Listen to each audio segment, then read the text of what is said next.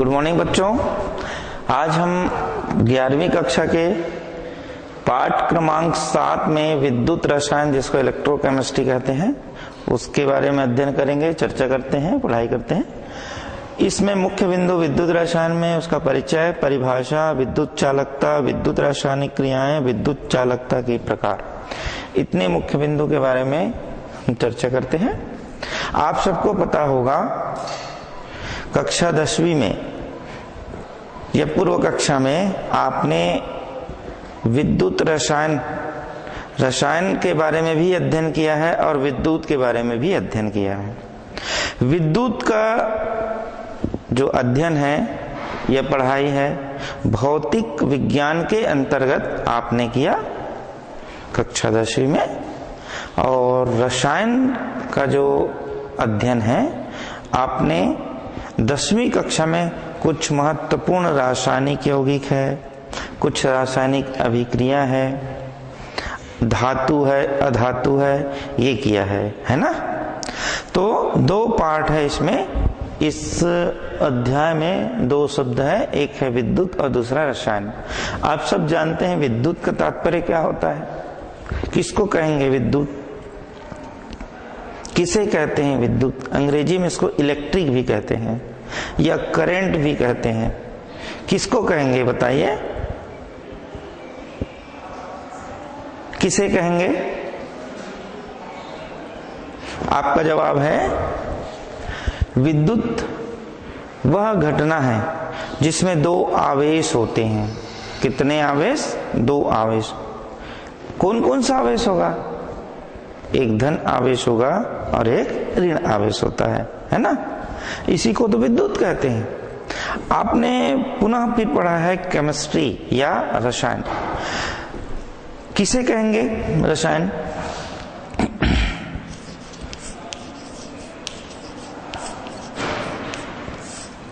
किसे कहेंगे रसायन? किसे कहेंगे बताएंगे? आपका जवाब है सर पदार्थ जो होते हैं, और पदार्थ के कितने अवस्था होते हैं बच्चों? 3 अवस्था है ना। आपने 10वीं तक पदार्थ के 3 अवस्था पढ़े, लेकिन एक और अवस्था होती है पदार्थ के, उस अवस्था को कहते हैं हम प्लाज्मिक, है ना, या प्लाज्मा के नाम से जानते हैं। तो पदार्थ के 4 अवस्था हो गए। कौन कौन सा? कौन कौन सा? पहला ठोस, दूसरा द्रव, तीसरा गैस और चौथा प्लाज्मिड या प्लाज्मा जिसको कहते हैं। अर्थात हम ये समझ जाते हैं कि पदार्थ की 4 अवस्था होते हैं, और सभी जो पदार्थ है जब भौतिक और रासायनिक गुण लेके आते हैं, जब एक दूसरे से क्रिया करता है, और इस क्रिया को, इस भौतिक गुण को, इस रासायनिक गुण को भली भांति याद करना, पढ़ाई करना, अध्ययन करना, क्या कहलाता है बच्चों? रसायन कहलाता है। ठीक है। अर्थात 2 आयन और पदार्थ, इन दोनों के बीच में जब हम विद्युत धारा प्रवाहित करते हैं, कौन सा? विद्युत धारा, दैट मीन्स करंट प्रवाहित करते हैं, तो वो जो पदार्थ है 2 भाग में या 2 आयनों में टूट जाएगा। कौन कौन सा? एक तो धन आयन में और एक है ऋण आयन में, है ना। लेकिन ऐसी आसानी से नहीं टूटता। इसको तोड़ने वाले या तोड़ने के लिए हमको 2 इलेक्ट्रोड लगाना पड़ता है। एक इलेक्ट्रोड को कैथोड कहते हैं, एक इलेक्ट्रोड को एनोड कहते हैं। ठीक है। आप सबको पता होगा एनोड और कैथोड 2 लगाते हैं, और इस दोनों को हम इलेक्ट्रिक करंट से बैटरी और कुंजी लगा के जोड़ देते हैं, है ना। और कोई पात्र में जब कोई रासायनिक पदार्थ डाल देते हैं तो वहां रासायनिक अभिक्रिया होती है। और रासायनिक अभिक्रिया किसकी उपस्थिति में हो रही है? विद्युत करंट की उपस्थिति में। अर्थात ऐसे अभिक्रिया को विद्युत रासायनिक अभिक्रिया कहते हैं। और इस रसायन माने इस अध्ययन को क्या कहेंगे? विद्युत रसायन कहते हैं। अर्थात हम क्या कह सकते हैं, विद्युत रसायन या इलेक्ट्रोकेमिस्ट्री रसायन विज्ञान की वह शाखा है जिसके अंतर्गत ऐसे लिख सकते हैं, विद्युत रसायन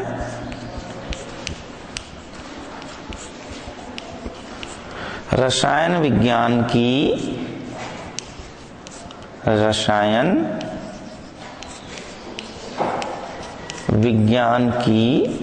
वह शाखा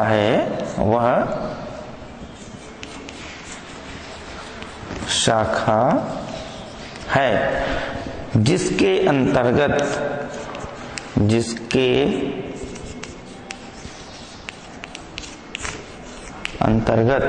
विद्युत ऊर्जा एवं रासायनिक ऊर्जा के संबंध, ठीक है, अंतर्गत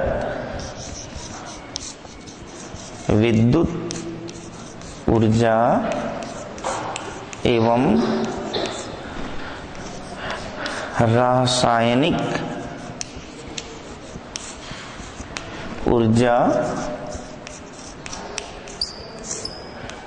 ऊर्जा के संबंध एवं या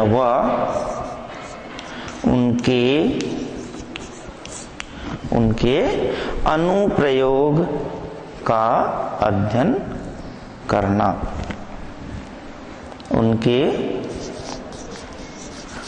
अनुप्रयोग का अध्ययन करना। ये क्या कहेंगे, विद्युत रसायन कहते हैं। अब बच्चों इसमें विद्युत ऊर्जा और रासायनिक ऊर्जा दो शब्द फिर आ गया, पुनः हम इसके बारे में चर्चा करें। आपको पुनः मैं याद दिला दूं या पूछना चाहूं, विद्युत ऊर्जा और रासायनिक ऊर्जा का तात्पर्य क्या होगा? चलिए मैं एक एग्जांपल देता हूं। आप सब कहना चाहिए कपड़ा धोते हैं, है ना, टिकिया लगाते हैं, है ना, या तो कहना चाहिए एक डिटर्जेंट पाउडर है उसमें डुबो देते हैं, है ना।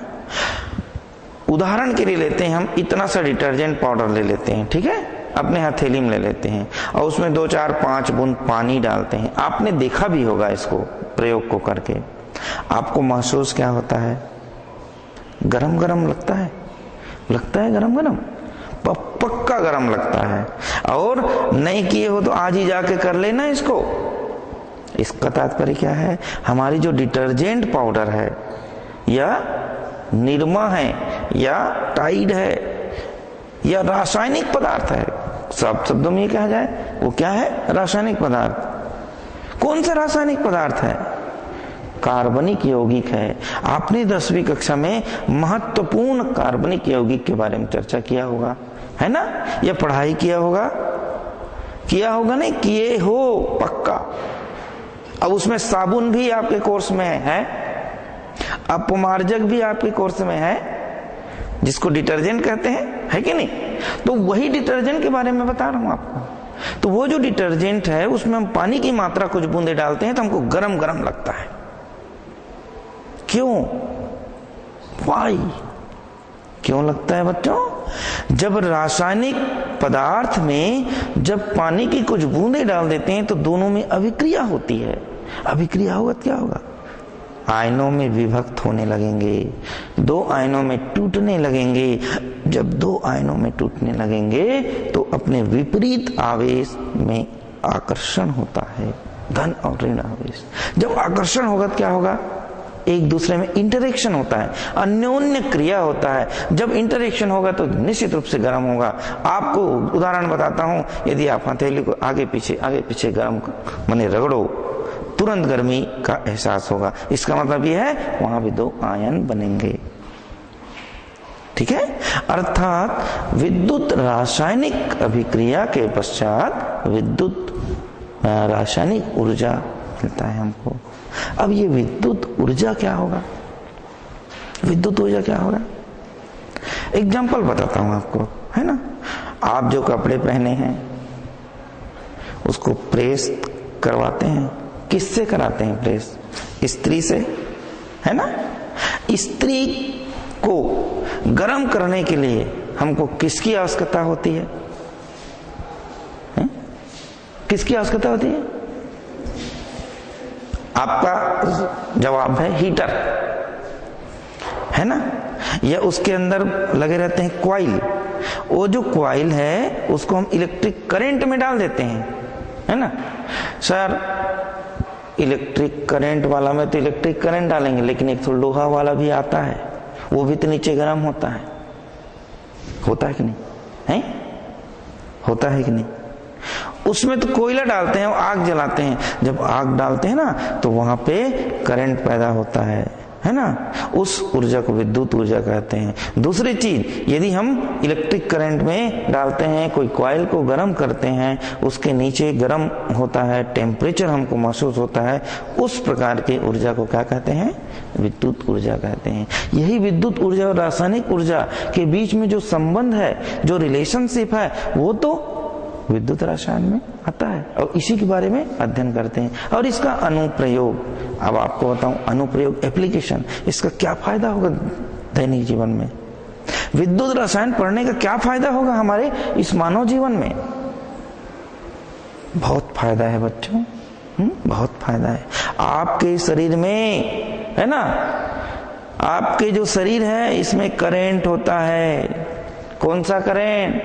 रासायनिक ऊर्जा वाले करंट। इस रासायनिक ऊर्जा को विद्युत ऊर्जा में बदला जा सकता है। विद्युत ऊर्जा वाली करंट होती है शरीर में, इस विद्युत ऊर्जा को रासायनिक ऊर्जा में बदला जाता है।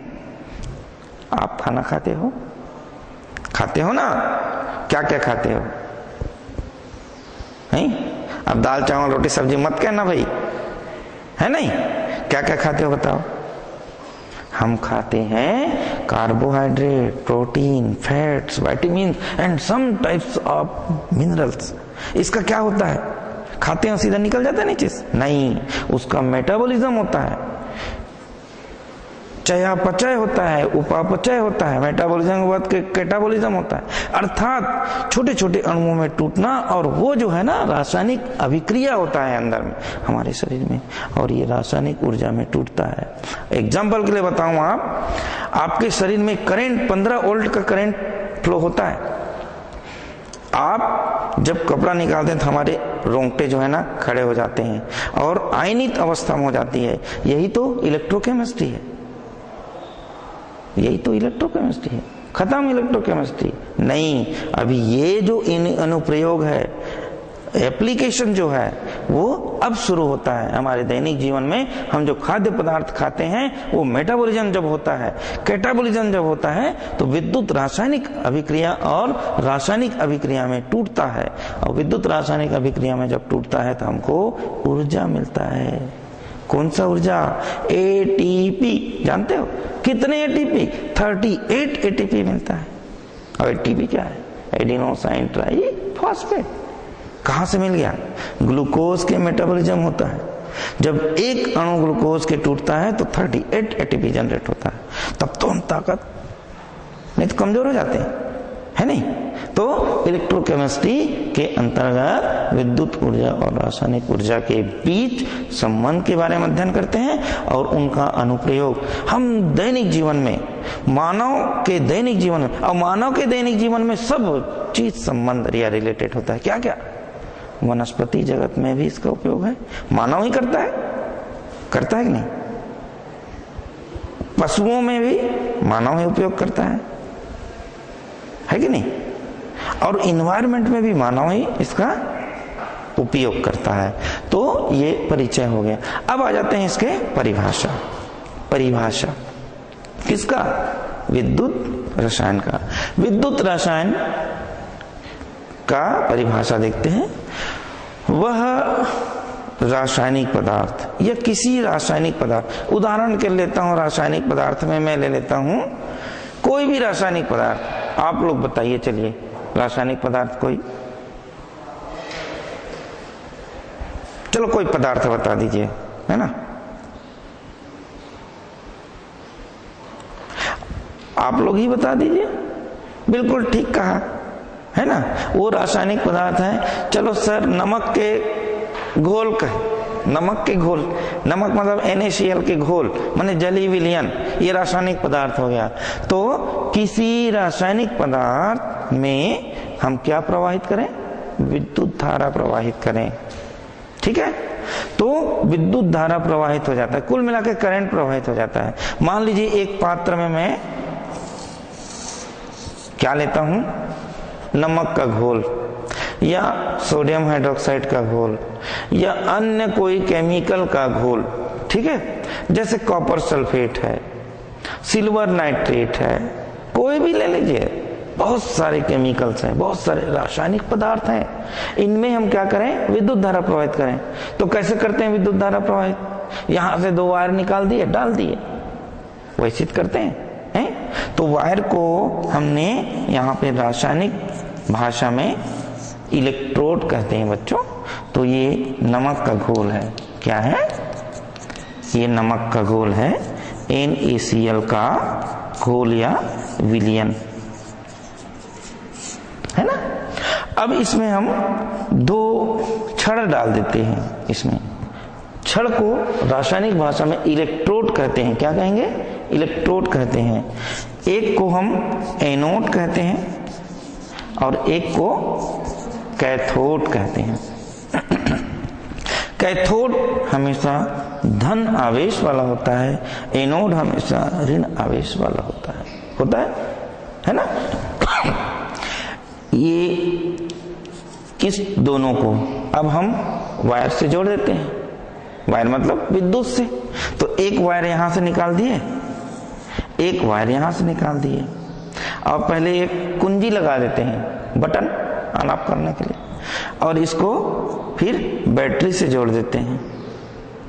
ये छोटा और बड़ा, ये बैटरी B हो गया,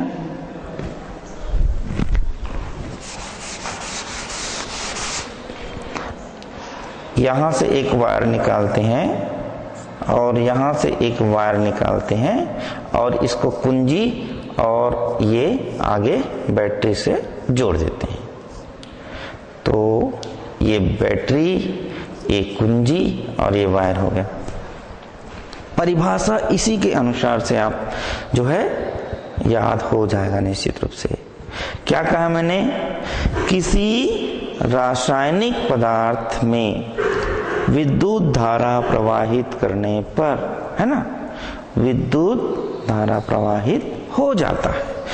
विद्युत धारा प्रवाहित कब होगा, हमको कैसे पता चलेगा, हम इसमें डाले हैं पानी, ठीक है, इस ओर से, और इस ओर से हम उंगली डाल के टच करते हैं तो हमको करंट लगेगा। तो ऐसे करोगे क्या, चिपक जाएंगे, मर जाएंगे। इसको जानने के लिए कैसे करना है हमको, या तो हम एक उल्टी सेल लगा देंगे यहाँ पे, गैल्वेनोमीटर, या कहना चाहिए एक टेस्टर आता है। टेस्टर मतलब करंट को बताने वाला, वहां पे लाइट जलता है, बिजली बोर्ड में अक्सर लगाते हैं ना, वैसा।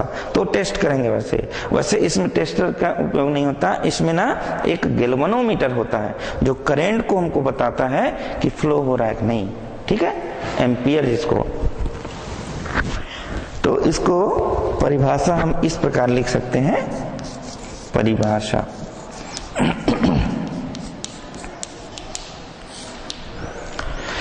किसी रासायनिक पदार्थ में किसी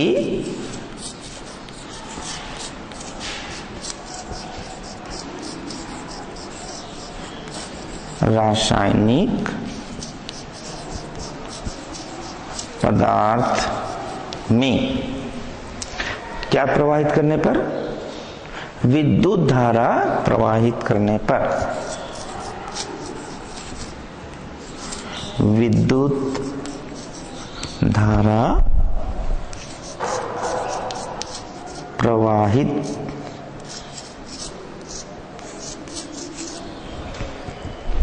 विद्युत धारा प्रवाहित किसी रासायनिक पदार्थ में विद्युत धारा प्रवाहित करने पर क्या हो जाता हो, विद्युत धारा प्रवाहित हो जाता है ना, करने पर विद्युत धारा प्रवाहित हो जाता है। ठीक है, इस प्रक्रिया को या इस गुण को हम विद्युत चालकता कहते हैं, है ना। नीचे से लिख सकते हैं, इस प्रक्रिया को विद्युत चालकता कहते हैं, चालकता कहते हैं। अब यहां पे विद्युत चालकता आ गया शब्द, विद्युत के बारे में समझ गए। अब चालकता क्या चीज हो गई? निश्चित रूप से जहां भी चालकता आया बच्चों, आपको समझना है कि वहां विद्युत धारा प्रवाहित होता होगा। इसी को रासायनिक भाषा में क्या कहते हैं? विद्युत के सुचालक। चालकता को क्या कहेंगे? विद्युत के सुचालक कहते हैं, अर्थात विद्युत चालकता कहते हैं। अब विद्युत चालकता में सुचालक कब होगा? वो जब उसमें विद्युत रासायनिक अभिक्रिया संपन्न होगा, है ना। अर्थात नीचे लाइन से लिख सकते हैं इसको,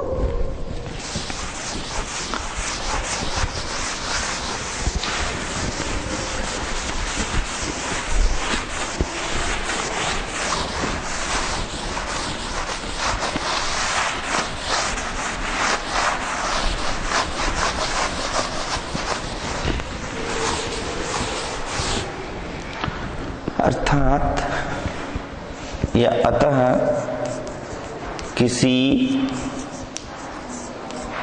विद्युत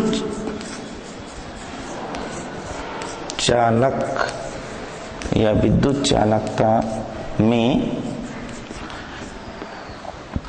रासायनिक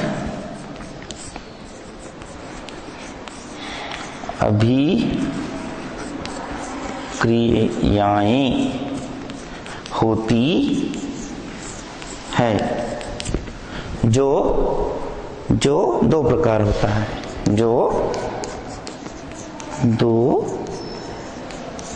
प्रकार होता है। पहला देखते हैं, है ना। इस प्रकार से हमने जो विद्युत चालकता है उसमें क्या अभिक्रिया होगी? विद्युत रासायनिक अभिक्रियाएं होगी। और विद्युत रासायनिक अभिक्रिया कितने होंगे? दो प्रकार होंगे। आइए देखते हैं क्या है। एक मिनट। इस प्रकार से हमने विद्युत रासायनिक अभिक्रिया, जो विद्युत रासायनिक जो चालकता है, विद्युत चालकता, उसमें रासायनिक अभिक्रिया होती है। ये विद्युत रासायनिक जो अभिक्रिया है वो दो प्रकार के होते हैं। पहला स्वतः प्रवर्तित होने वाले रासायनिक अभिक्रिया, स्वतः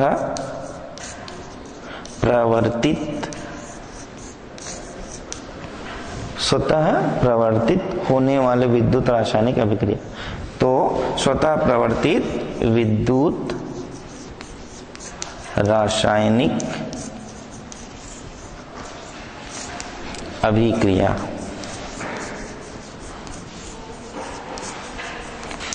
निश्चित रूप से ऐसे विद्युत रासायनिक अभिक्रिया होगी जो स्वतः का मतलब, स्वतः का तात्पर्य जैसे ही रासायनिक पदार्थ एक दूसरे से इलेक्ट्रोड के द्वारा जुड़ेंगे, है ना, माने इलेक्ट्रोड के द्वारा जुड़ेंगे, उसमें रासायनिक अभिक्रिया स्वतः संपन्न होने लगता है, स्वयं कहना चाहिए संपन्न होने लगता है। उदाहरण के लिए आपको बताऊं, डेनियल सेल, है ना, डेनियल सेल में स्वतः रासायनिक अभिक्रिया संपन्न होती है। तो इसमें क्या आ जाएगा? वे अभिक्रियाएं जो स्वतः होती है और विद्युत माने ऊर्जा में बदल जाती है ना। क्या चीज विद्युत ऊर्जा में बदलेगी?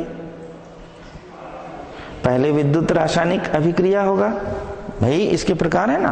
तो विद्युत रासायनिक अभिक्रिया होगा, वो किस में परिवर्तन हो रहा है? विद्युत ऊर्जा में। आपको एग्जाम्पल बताता हूं।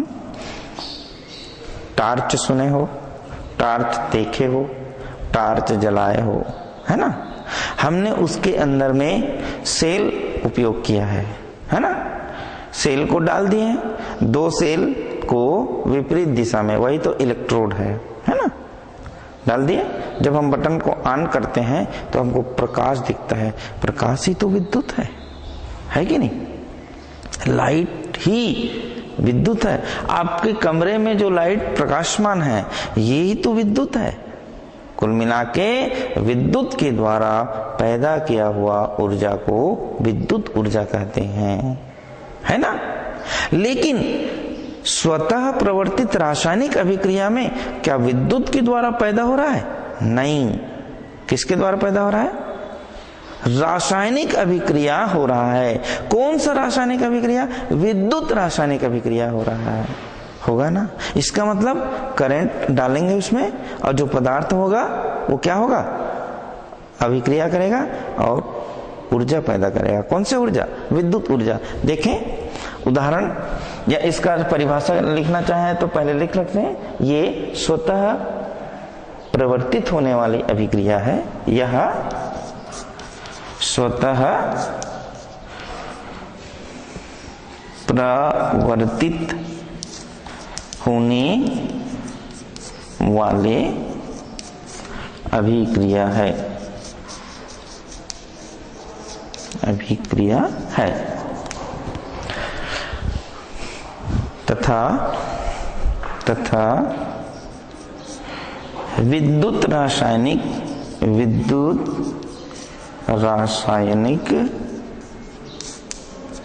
अभिक्रिया के पश्चात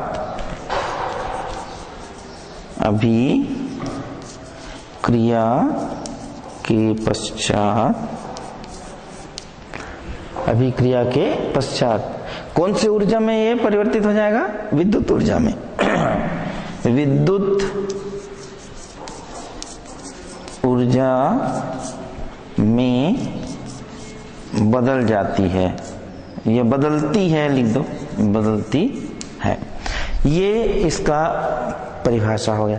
अब हम कहना चाहिए इसको उदाहरण के रूप में समझ जाते हैं। उदाहरण ले लेते हैं। इसका उदाहरण डेनियल सेल में। कौन से सेल? Daniell cell.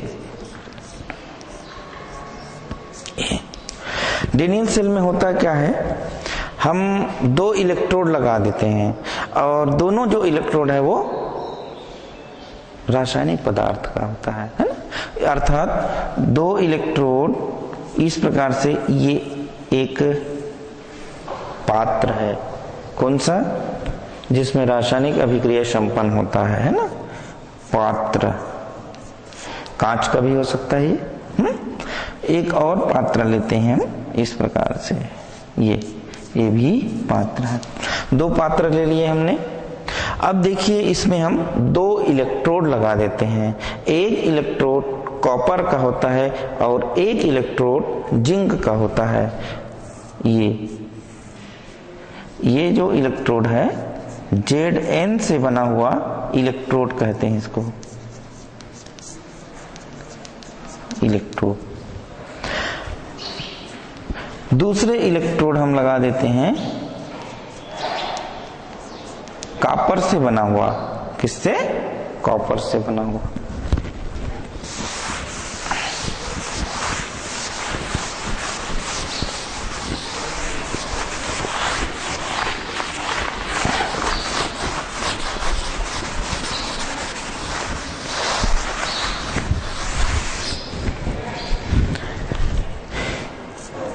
कॉपर का इलेक्ट्रोड। ध्यान रखिएगा बच्चों, इसमें ये दोनों जो इलेक्ट्रोड है रासायनिक पदार्थ है। ठीक है, क्या है ये? रासायनिक पदार्थ है। और दोनों जो पात्र को, दोनों जो इलेक्ट्रोड को हम एक लवण सेतु, लवण किसको कहते हैं? अम्ल और क्षार की अभिक्रिया से बने हुए पदार्थ लवण कहलाता है। और इस क्रिया को क्या कहते हैं? उदासीनीकरण क्रिया कहते हैं ना। उदाहरण के लिए अम्ल और क्षार ले लेता हूं आपके लिए, हाइड्रोजन क्लोराइड HCl, और हम ले लेते हैं क्षार कोई भी ले लेते हैं। चलो हम सोडियम हाइड्रोक्साइड ले लेते हैं। यहाँ पे इस प्रकार से थोड़ा बताना चाहूँ लवण के बारे में। हम क्या ले रहे हैं? सोडियम हाइड्रोक्साइड, ये क्षार है, और HCl ये क्या है? अम्ल है। आपने 10वीं में भली भांति पढ़ चुके हैं इसके बारे में। ये NaCl और H2O लवण बन गया और पानी बन गया, बना NaCl और पानी, अर्थात लवण।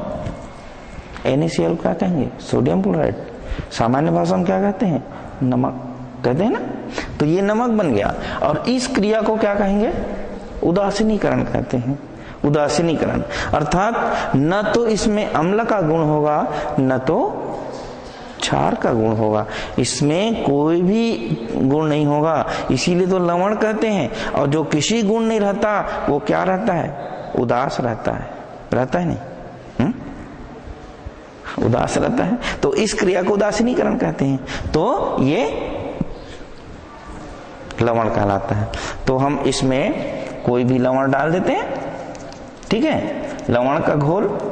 चलो सोडियम क्लोराइड का घोल डाल देते हैं, डाले। अब इन दोनों इलेक्ट्रोड को किससे हम जोड़ देते हैं बच्चों?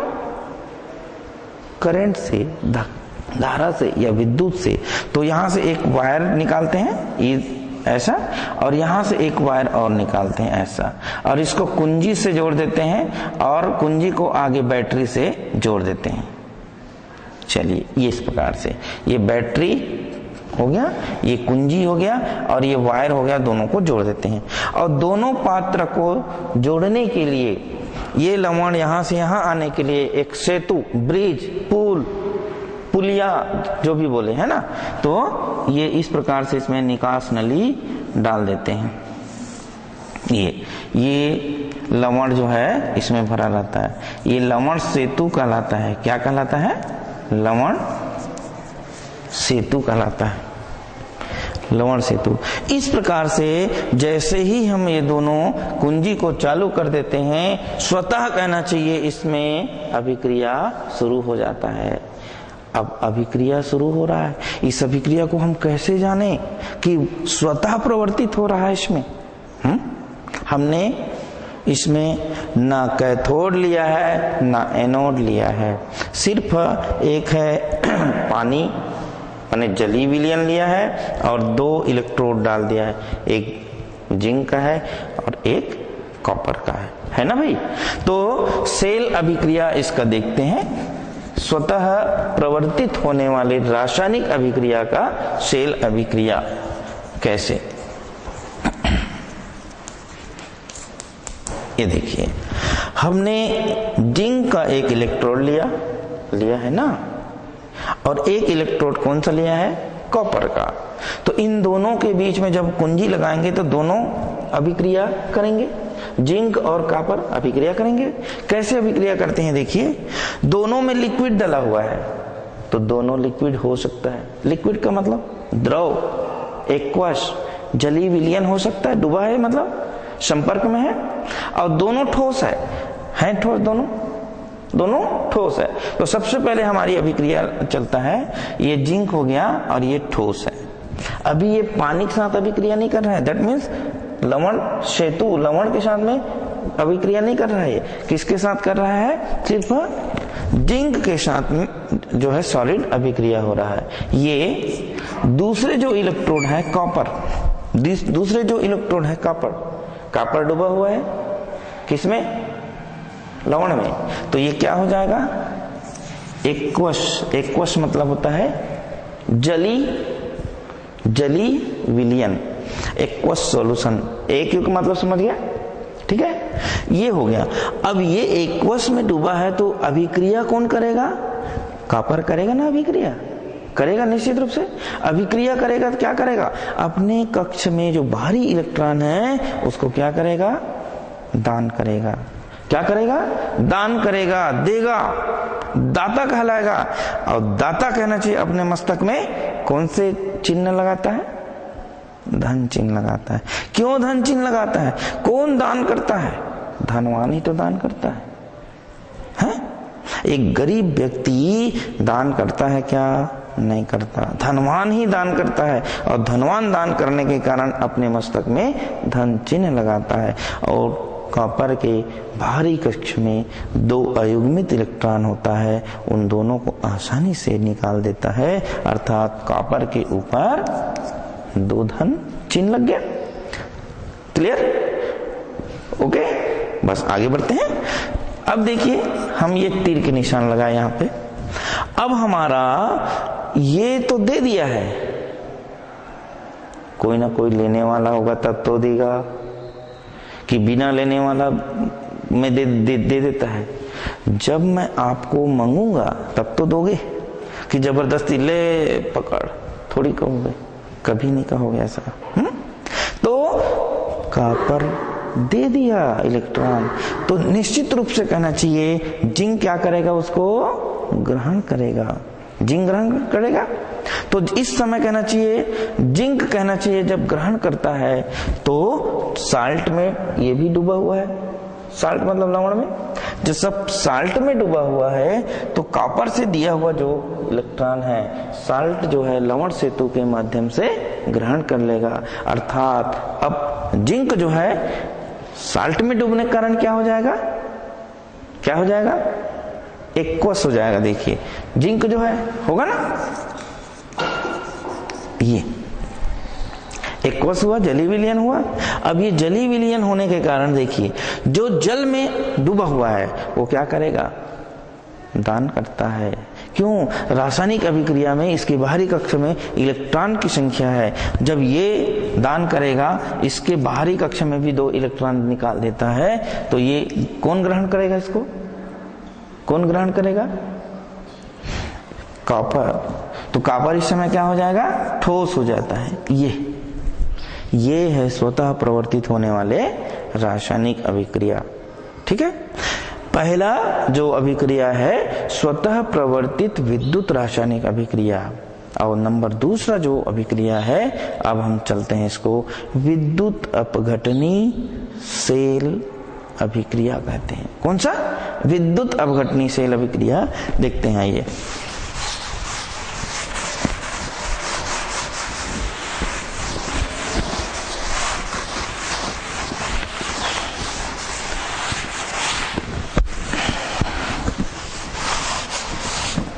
नंबर दूसरा प्रकार, विद्युत अपघटनी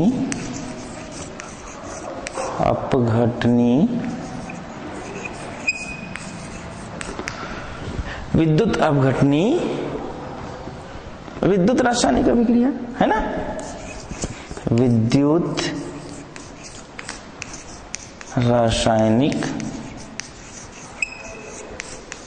अभिक्रिया।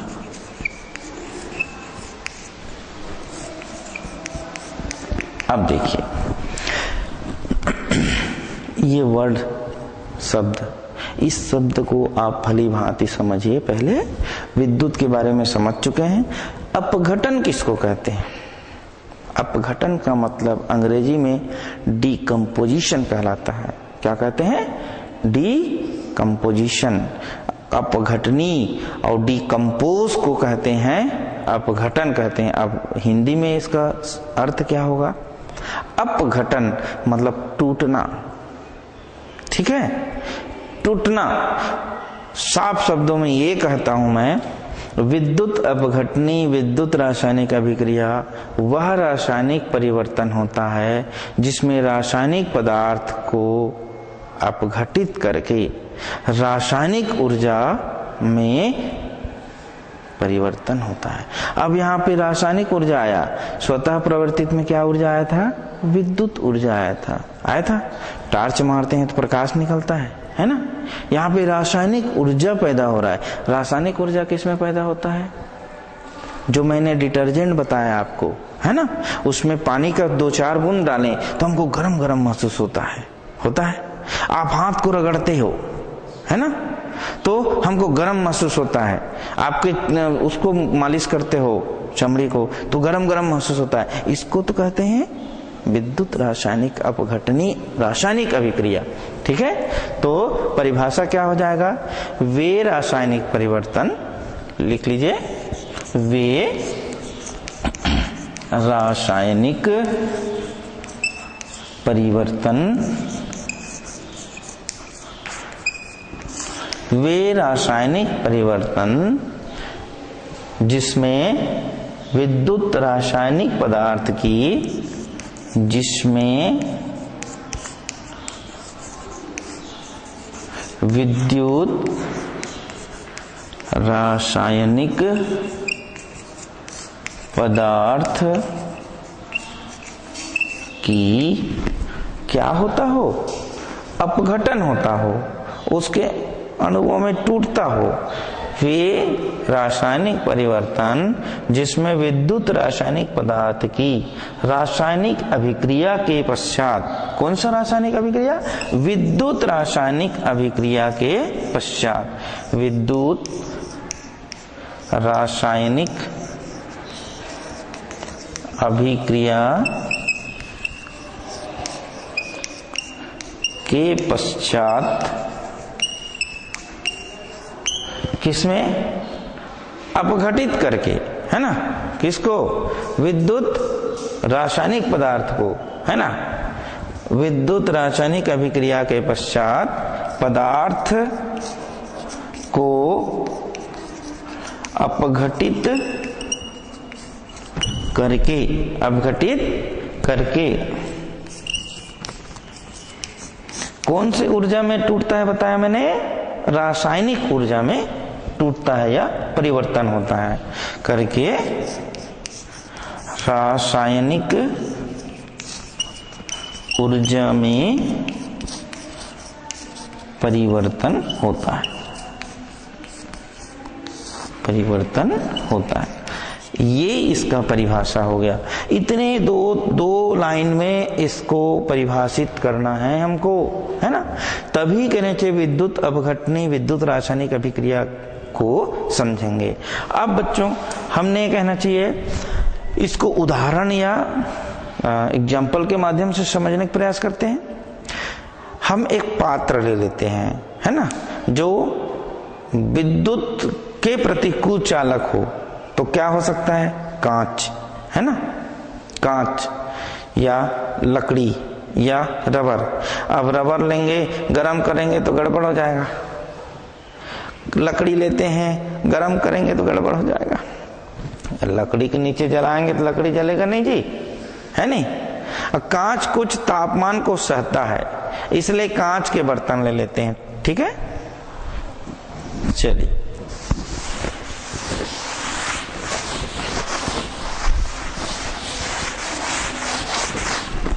कांच के बर्तन ले लेते हैं। इस प्रकार से हम एक बीकर लेते हैं, ये कांच का एक पात्र लेते हैं, इसको कांच का पात्र ले लिए। ठीक है, अब हमने जिसको हमको तोड़ना रहता है, तोड़ना मतलब ऐसे रासायनिक पदार्थ जिसको हमको तोड़ना रहता है, उसके जली विलयन को इसमें डाल देते हैं। क्या करें? जली विलयन को डाल देते हैं। तो हमको सोडियम क्लोराइड का विलयन हमेशा जल में ही बनेगा ना, इसलिए विलयन लिख रहा हूं, विलयन मिला दिया। अब इस विलयन में हम 2 इलेक्ट्रोड डालते हैं। एक इलेक्ट्रोड कैथोड होगा, एक इलेक्ट्रोड एनोड होगा। कैथोड और एनोड, ठीक है। तो इस प्रकार से डाल दिए, ये एनोड और ये कैथोड। कैथोड हमेशा धन आवेश, एनोड हमेशा ऋण आवेश होता है। क्लियर है? ओके, चलिए अब देखिए, धन और ऋण आवेश वाले हम दो कैथोड और इलेक्ट्रोड डाल दिए, मैंने इलेक्ट्रोड डाले कैथोड और एनोड, इनको हम इलेक्ट्रिक करंट से जोड़ देते हैं, है ना, और कुंजी से जोड़ देते हैं, और इस प्रकार से ये जैसे ही हमें कुंजी को चालू करेंगे वैसे ही विद्युत धारा बैटरी के माध्यम से प्रवाहित होगा, क्योंकि ये विद्युत चालक पदार्थ है प्रवाहित होगा। अब हमने कहना चाहिए एनोड और कैथोड रखा है, ये जो विलयन है उसको दो आयनों में तोड़ देगा, एक धन आयन और एक ऋण आवेश। कैथोड की तरफ ऋण आवेश चलने लगेगा, एनोड की तरफ धन आवेश चलने लगेगा। जो टूटा हुआ विद्युत रासायनिक पदार्थ है, जैसे ये ऋण है तो धन आवेश इसके तरफ गमन होने लगेगा, इस प्रकार से हो गए, और ये इधर ऋण गमन होने लगता है। क्लियर है? अब इसमें विद्युत रासायनिक शेल देख लेते हैं। तो सबसे पहले हम एनोड में देखते हैं, एनोड पर क्या क्रिया होगा। एनोड में ऋण आवेश है, इधर कौन से धन आवेश जा रहा है, हम NaCl लिए हैं, तो NaCl जो है सोडियम में धन आवेश होता है, अर्थात सोडियम एनोड पर, सोडियम देखो सोडियम जो है किधर जा रहा है, एनोड पर जा रहा है, तो ये जो धन आवेश इलेक्ट्रॉन को निकाला होगा, है ना, और इलेक्ट्रॉन ग्रहण कौन किया है, तो Cl मतलब लेने वाला, एनोड जो है देने वाला है, धन आवेश देखो देने वाला है, तो लेने वाला कौन होगा, Cl। तो Cl जो है एक क्या होगा, धन, एक इलेक्ट्रॉन क्या किया, इसको इस प्रकार लिखें तो ज्यादा समझ में आएगा आपको। Cl धन Cl minus ion, Cl minus ion, और एरो लगाएं, Cl धन एक इलेक्ट्रॉन, है ना, Cl धन एक इलेक्ट्रॉन, ये एक इलेक्ट्रॉन जुड़ रहा है, यहाँ पे एक इलेक्ट्रॉन क्या हुआ, जुड़ रहा है, माइनस का मतलब ग्रहण करना, ये एनोड में हो रहा है।